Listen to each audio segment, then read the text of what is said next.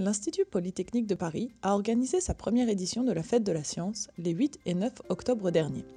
Pour l'occasion, le grand hall de l'école polytechnique s'est métamorphosé en véritable village des sciences afin d'accueillir le 30e anniversaire de cet événement, organisé annuellement par le ministère de l'Enseignement supérieur, de la Recherche et de l'Innovation.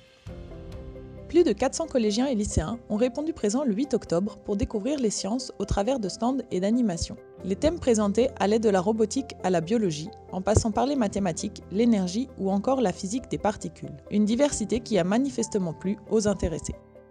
On a vu au microscope, on a étudié des poissons, les cellules des poissons qui peuvent en fait nous donner des informations sur les maladies qu'on peut nous aussi avoir, sur le cœur, etc. Aujourd'hui, on a vu la biodiversité avec une sorte de goutte d'eau qui tombait sur des feuilles, etc. Et ça se dispersait ensuite. C'était assez intéressant.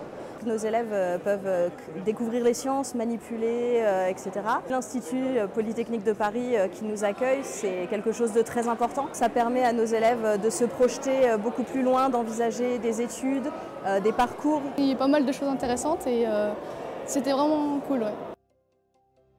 Si cette fête de la science a réussi à rapprocher le grand public des domaines scientifiques souvent jugés inabordables, c'est aussi grâce aux 200 chercheurs, doctorants et personnels des laboratoires qui ont partagé leur passion avec le public. L'idée, c'est vraiment de vulgariser, donc de trouver des sortes de petits jeux pour leur faire comprendre la logique derrière ce qui se passe scientifiquement parlant. Je pense qu'il est de mon devoir, tant que je suis encore en vie et pas complètement fou, d'apprendre aux jeunes et la passion de comprendre le monde qui nous entoure. Pour l'instant, j'ai que des collégiens et ils sont très contents. Voilà, ils cherchent vraiment, ils proposent des solutions, ils se cassent un peu la tête sur des problèmes, ils sont très contents quand ils trouvent et tout le monde dit que c'est vraiment une bonne expérience. Ça m'amuse, tout le monde le sait et je fais ça avec grand bonheur.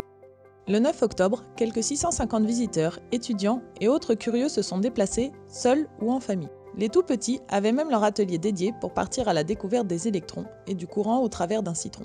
Pourquoi je suis venue à la Fête de la Science en famille? Parce que j'ai l'habitude d'y venir depuis quelques années avec des élèves, enseignantes, et je trouvais ça intéressant de lui faire partager ce moment et puis d'en faire profiter aussi ses petits copains. Et ici, on a fabriqué des piles avec des citrons et des pièces pour conduire l'électricité. Ça m'a appris des choses. Au Musix, le musée de l'école polytechnique, les participants ont eu l'occasion de découvrir des objets et instruments scientifiques qui ont façonné les sciences à travers l'histoire.